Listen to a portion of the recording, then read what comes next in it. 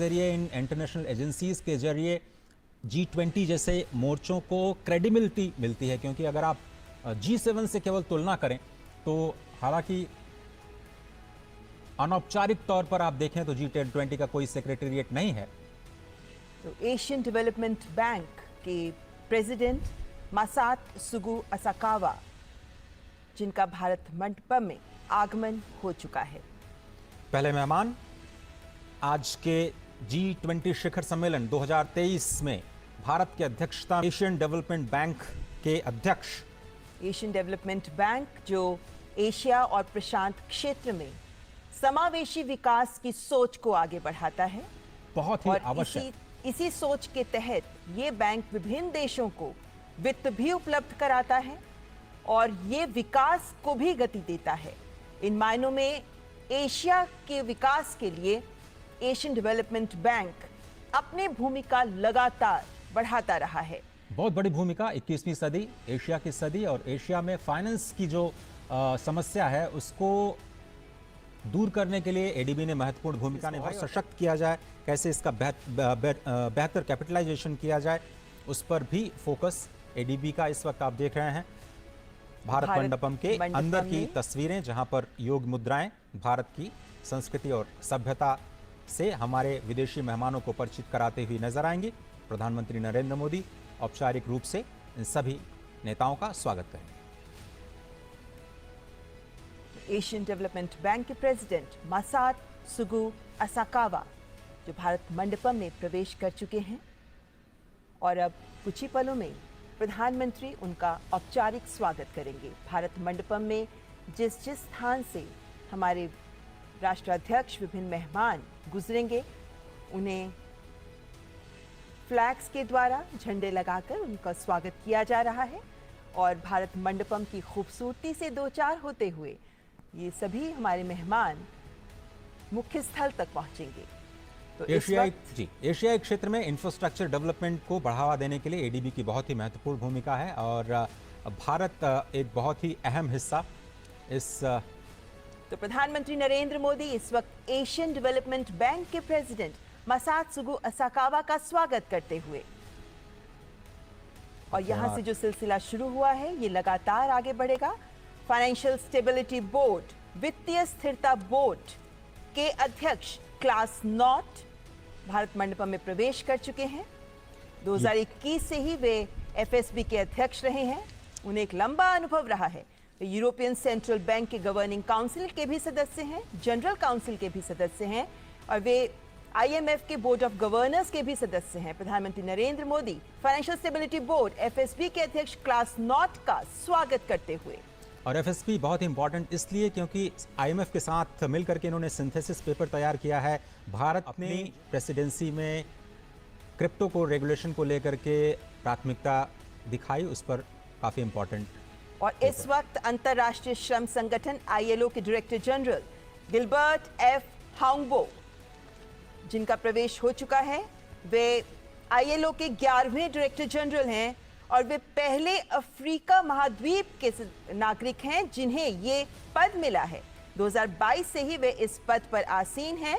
अंतर्राष्ट्रीय श्रम संगठन के डायरेक्टर जनरल गिलबर्ट एफ हांगबो का स्वागत करते हुए प्रधानमंत्री नरेंद्र मोदी, और ये हैंडशेक बहुत कुछ बयां करता है। और G20 की अध्यक्षता में मिनिस्ट्रियल कम्युनिके और आउटकम डॉक्यूमेंट जो कि लेबर पर है उसको भी स्वीकार किया गया है। अंतर्राष्ट्रीय मुद्रा कोष आईएमएफ की मैनेजिंग डायरेक्टर क्रिस्टलिना जॉर्जिवा, जो वर्ल्ड बैंक की सीईओ भी रह चुकी हैं और 3 महीने के लिए इंटरिम प्रेसिडेंट भी वर्ल्ड बैंक ग्रुप की रह चुकी हैं। और कल हमने देखा कि जब इनका आगमन हुआ था हवाई अड्डे पर तो भारत की संस्कृति को देख वे बेहद आनंदित हो रही थी, स्वयं भी नृत्य में जुड़ रही थी। और इसी जोश और उत्साह के साथ अंतर्राष्ट्रीय मुद्रा कोष की मैनेजिंग डायरेक्टर क्रिस्टलिना जॉर्जिवा का प्रवेश भारत मंडपम में। और बड़ा ही इंपॉर्टेंट स्टेटमेंट इन्होंने दिया कल ही कि इंडिया जो है एक शाइनिंग एग्जांपल है in a world of facing many uncertainties and the robust economic growth is primarily rooted in the significant structural reforms that India have overtaken. प्रधानमंत्री नरेंद्र मोदी आईएमएफ के चीफ का स्वागत करते हुए, और आईएमएफ की अध्यक्षता में बहुत सारे मुद्दों पर मंथन हुआ और भारत की प्रेसिडेंसी की जो प्राथमिकताएं हैं आईएमएफ ने खुल करके उनका स्वागत किया और प्रेसिडेंसी को पूरा समर्थन आईएमएफ ने जताया है। आईएमएफ के कई सारे सिंथेसिस पेपर भी G20 लीडर्स की समीक्षा के लिए पहुंच चुके हैं। तो विभिन्न राष्ट्राध्यक्षों का पहुंचना जारी। संयुक्त राष्ट्र के सेक्रेटरी जनरल एंटोनियो गुटेरेस, जो इससे पहले United Nations high commissioner for refugees के कमिश्नर भी रह चुके हैं, 10 साल तक वे वंचित और संवेदनशील समूहों, उनके मुश्किलों को बहुत करीब से महसूस करते रहे हैं। ये ज्ञात रहे कि जब वो कमिश्नर फॉर रेफ्यूजीज थे, उस वक्त सीरिया, इराक, सूडान, यमन, इनके विस्थापितों का दर्द भी उन्होंने करीब से देखा है। वे पुर्तगाल के प्रधानमंत्री भी रह चुके हैं और सेक्रेटरी जनरल के तौर पर उन्होंने कई महत्वपूर्ण कार्य किए हैं, कई महत्वपूर्ण शुरुआत की है। और G20 की अध्यक्षता के लिहाज से यह समझना जरूरी है कि कल ही उन्होंने बड़ा बयान दिया कि यूनाइटेड नेशंस में भी रिफॉर्म के लिए वो तैयार हैं। यूनाइटेड नेशंस के चीफ के तौर पर यह बड़ा बयान, भारत की प्रेसिडेंसी में आना और भारत की प्रेसिडेंसी को समर्थन देना, यूनाइटेड नेशंस की तरफ से एक बड़ा बयान। तो प्रधानमंत्री नरेंद्र मोदी इस वक्त सेक्रेटरी जनरल एंटोनियो गुटेरेस का स्वागत करते हुए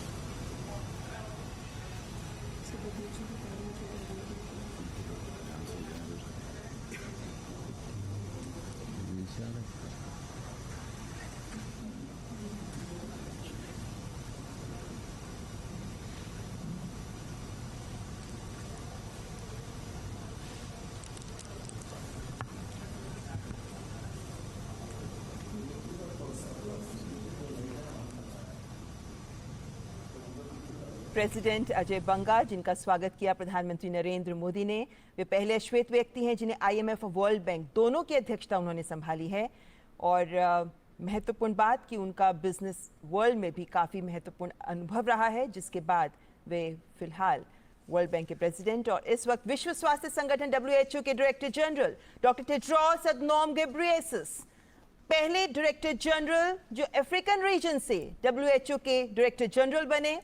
उन्हें मलेरिया पर अनुसंधानकर्ता के रूप में विश्व में पहचाना जाता है और डायरेक्टर जनरल बनने से पहले वे वैश्विक स्वास्थ्य से भी जुड़े रहे हैं। Global Fund to fight AIDS, malaria, tuberculosis के भी वे अध्यक्ष रहे हैं।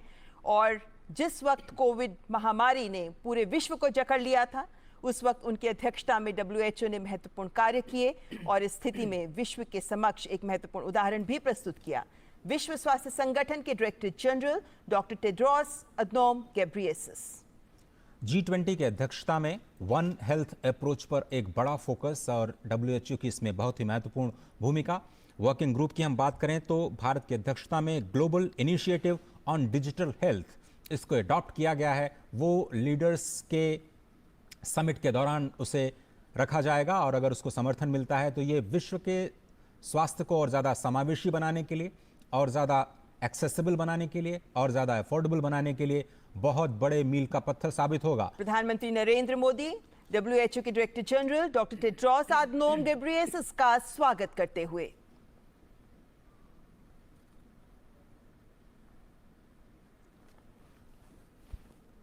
सांकेतिक रूप से लगता है पूछ रहे हैं प्रधानमंत्री।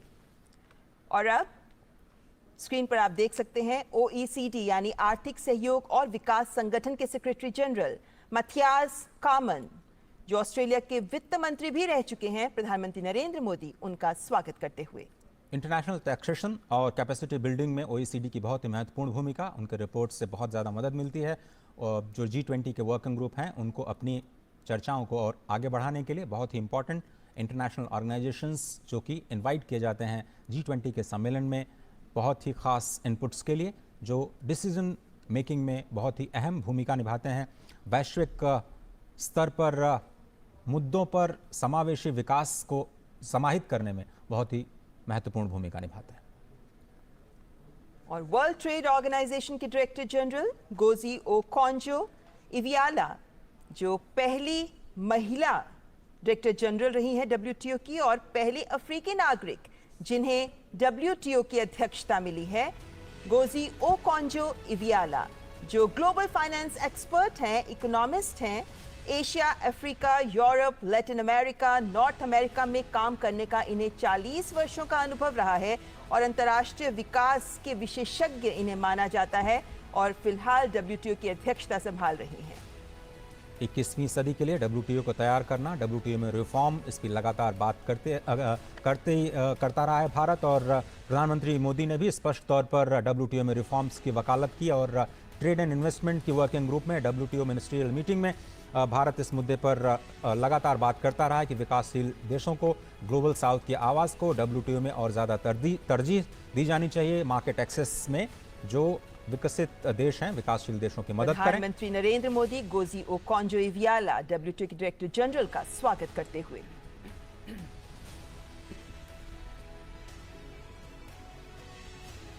इस वक्त अंतर्राष्ट्रीय संगठन अध्यक्ष जिनका आगमन हो रहा है और अफ्रीकन यूनियन, अफ्रीकी संघ के अध्यक्ष, कोमोरोस के राष्ट्रपति अजाली असुमानी इस वक्त मंडपम में प्रवेश करते हुए अफ्रीकी संघ, जिसको इस शिखर सम्मेलन में सदस्यता मिल सकती है, प्रधानमंत्री नरेंद्र मोदी अफ्रीकी संघ के अध्यक्ष अजाली असुमानी का स्वागत करते हुए।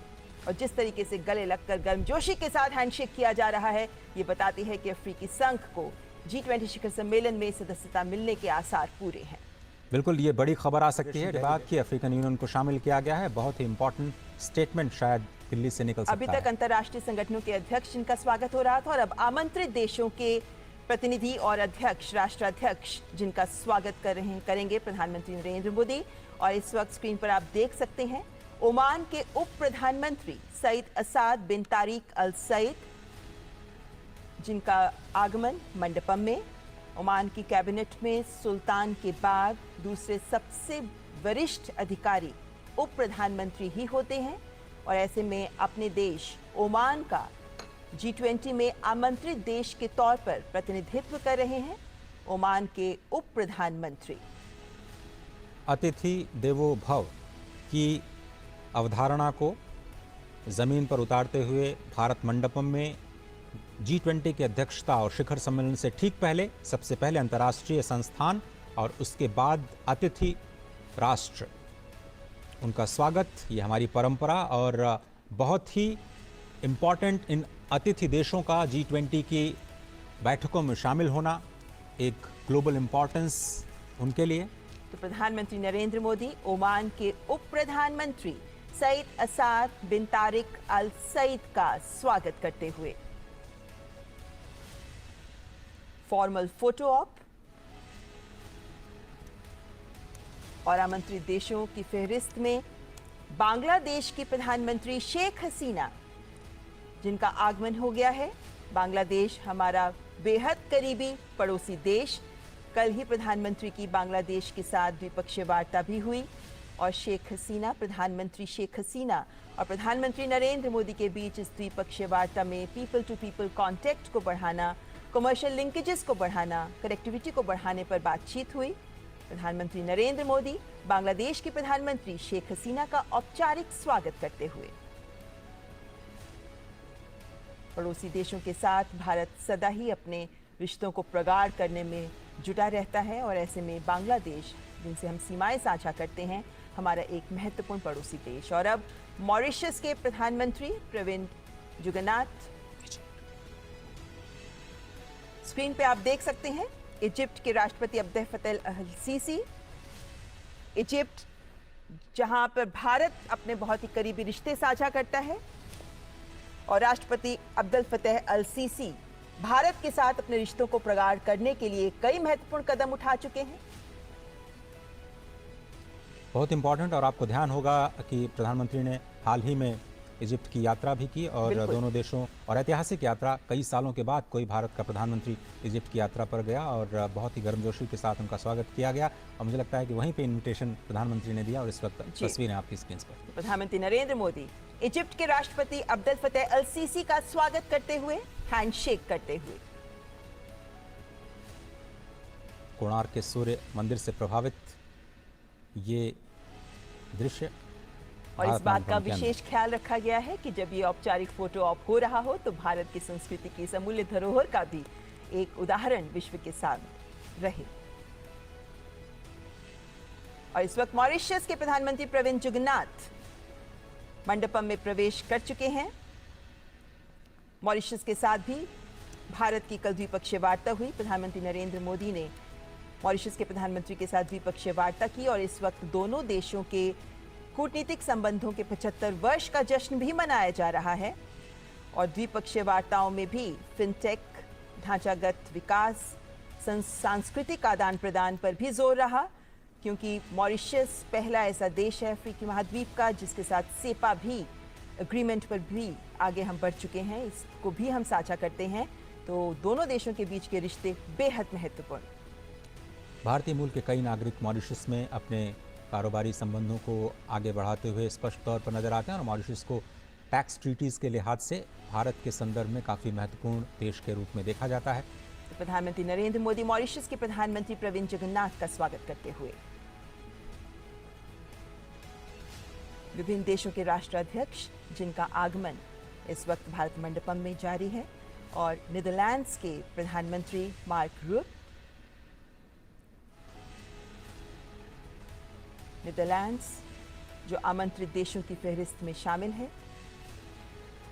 और नीदरलैंड्स के साथ भारत का आदान प्रदान महत्वपूर्ण स्तर पर होता रहता है। नीदरलैंड्स की जो वाटर मैनेजमेंट की प्रैक्टिसेस हैं, एग्रीकल्चर की प्रैक्टिसेस हैं, वो पूरी दुनिया के लिए एक मिसाल है। और राष्ट्रपति जब यहाँ की यात्रा पर थे तो बहुत सारे बायलैटरल्स के जरिए दोनों देशों के कारोबारी संबंधों को और मजबूत बनाने की कोशिश की गई थी। और नीदरलैंड्स के प्रधानमंत्री जिस मुस्कुराहट के साथ आगे बढ़े और गले लगकर प्रधानमंत्री के साथ उन्होंने गर्मजोशी से किया, उसके साथ देख सकते हैं कि दोनों देशों के संबंधों में जो गर्मजोशी है ये उसका उदाहरण प्रस्तुत करता है। तो प्रधानमंत्री नरेंद्र मोदी नीदरलैंड्स के प्रधानमंत्री मार्क रूट का स्वागत करते हुए, जैसा हम जानते ही हैं, प्रधानमंत्री नरेंद्र मोदी की विभिन्न देशों के राष्ट्राध्यक्षों के साथ एक अलग ही केमिस्ट्री होती है और जिनके साथ उनकी मुलाकात होती भी रहती है। ऐसे में ये राष्ट्राध्यक्ष जब प्रधानमंत्री से मिलते हैं तो ये गर्मजोशी हमें देखने को मिलती है। इस हैंडशेक में जो गर्मजोशी है, इस हैंडशेक में जो स्ट्रेंथ है, वो आपसी रिश्तों को भी बेहतर बनाती है। और इस वक्त नाइजीरिया के राष्ट्रपति बोला अहमद तिनुबू, नाइजीरिया को उम्मीद है कि भारत से रक्षा क्षेत्र में बहुत बड़ा इन्वेस्टमेंट शायद नाइजीरिया में आ सकता है। और साथ ही साथ स्पष्ट तौर पर औपचारिक तौर पर उन्होंने कहा है कि बहुत ही सौभाग्य की बात है कि भारत को G20 की प्रेसिडेंसी दी गई है इस साल, और बहुत सारे मुद्दे जो ग्लोबल साउथ के उठाए गए हैं वो नाइजीरिया ने उनका समर्थन किया है और भारत के प्रति अपनी कृतज्ञता जताई। और अफ्रीका का एक बेहद महत्वपूर्ण सबसे बड़ी अर्थव्यवस्था माना जाता है नाइजीरिया को। इन मायनों में नाइजीरिया एक बेहद महत्वपूर्ण देश अफ्रीका का, और नाइजीरिया के राष्ट्रपति का G20 में एक आमंत्रित देश के रूप में इस G20 शिखर सम्मेलन में शामिल होना भी बेहद महत्वपूर्ण संकेत देता है। और नाइजीरिया के राष्ट्रपति का भारत आना और प्रधानमंत्री नरेंद्र मोदी इस वक्त नाइजीरिया के राष्ट्रपति बोला अहमद तिनुबू का स्वागत करते हुए, और स्पष्ट तौर पर नाइजीरिया बहुत से उत्साहित होगा क्योंकि बहुत सारे इन्वेस्टमेंट्स के इंटरेस्ट्स लगातार आने शुरू हो गए हैं। ऑटो सेक्टर में कुछ बड़ी उम्मीदें, कुछ बड़े ऐलान भी हुए हैं बीते दिनों। सिंगापुर के प्रधानमंत्री ली शिएन लूंग, और हम जानते हैं कि सिंगापुर के प्रधानमंत्री के साथ प्रधानमंत्री नरेंद्र मोदी बहुत बेहतर केमिस्ट्री रखते हैं, और ऐसे में सिंगापुर के प्रधानमंत्री का भी एक आमंत्रित देश के तौर पर G20 शिखर सम्मेलन में शामिल होना स्वाभाविक है। तो सिंगापुर के प्रधानमंत्री का आगमन, आसियान समिट के दौरान भी प्रधानमंत्री ने जिक्र किया सिंगापुर का स्पष्ट तौर पर, और सिंगापुर से जो भारत सीखना चाहता है उस स्मार्ट सिटीज़ का जो प्रोजेक्ट है, फाइनेंसिंग सिटीज़ ऑफ टुमारो को लेकर के जो कॉन्फ्रेंस हुई गांधीनगर में, उसमें सिंगापुर की बहुत ही अहम भूमिका रही। गिफ्ट सिटी जो बनाया गया है गांधीनगर में, उसमें भी सिंगापुर एक अहम भागीदार सामने आया है। तो सिंगापुर के प्रधानमंत्री ली शिएन लूंग का स्वागत किया प्रधानमंत्री ने, और विभिन्न देशों के राष्ट्राध्यक्षों का आगमन जारी है और उनका औपचारिक स्वागत प्रधानमंत्री नरेंद्र मोदी के द्वारा 18वें G20 शिखर सम्मेलन के दौरान किया जा रहा है। और ये योग वॉल जिसके आगे से सभी राष्ट्राध्यक्ष गुजर रहे हैं, महत्वपूर्ण। स्पेन की उपराष्ट्रपति नाडिया कैल्विनो सेंटामारिया,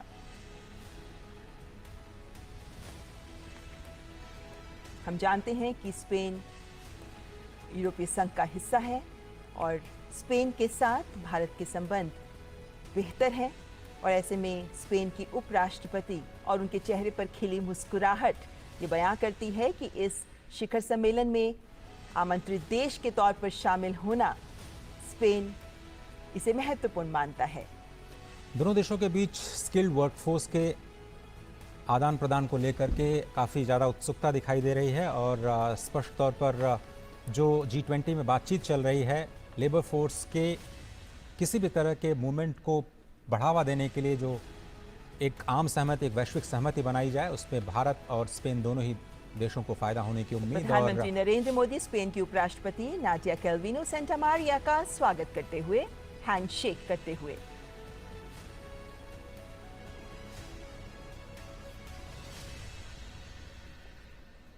नौ आमंत्रित देश 18वें G20 शिखर सम्मेलन में भारत की ओर से विशेष रूप से आमंत्रित देश, जिनमें आखिरी देश है यूएई, संयुक्त अरब अमीरात। अब से थोड़ी देर पहले यूएई के तरफ से अभी तक जो इनवाइटेड कंट्रीज हैं उनमें तो आपकी स्क्रीन पे आप देख सकते हैं यूएई यानी संयुक्त अरब अमीरात के राष्ट्रपति शेख मोहम्मद बिन जायद अल नहयान मंडपम में प्रवेश करते हुए। संयुक्त अरब अमीरात एक बेहद महत्वपूर्ण देश, विशेष रूप से आर्थिक रूप से अगर हम बात करते हैं, तेल संसाधनों के कारण और अन्य कूटनीतिक कारणों से भी भारत का महत्वपूर्ण सहयोगी देश संयुक्त अरब अमीरात। फ्री ट्रेड एग्रीमेंट को लेकर के दोनों देश काफ़ी ज़्यादा उत्साहित और हाल ही में जो FTA किया गया है भारत की तरफ से, उसका फ़ायदा अब ज़मीन पर दिखने लगा है। रोजगार के लिहाज से, GDP के लिहाज से और दोनों देशों के बीच जो ट्रेड रिलेशंस हैं इसको बढ़ाने में इस FTA की बहुत अहम भूमिका रही है और बहुत सारे भारतीय सऊदी अरब में जो कार्य करते हैं उनको लेकर के लेवल प्लेइंग फील्ड दी जाए और उनको असिस्टेंस दिया जाए और आप केमिस्ट्री स्पष्ट तौर पर देख सकते हैं। तो प्रधानमंत्री नरेंद्र मोदी यूएई यानी संयुक्त अरब अमीरात के राष्ट्रपति शेख मोहम्मद बिन जायद अल नहयान का स्वागत करते हुए न केवल हैंडशेक बल्कि दोनों हाथों से उनके हाथों को थामते हुए उन्हें गले लगाते हुए। तो अब तक 9 आमंत्रित देश Oman, Bangladesh, Egypt, Mauritius, Netherlands, Nigeria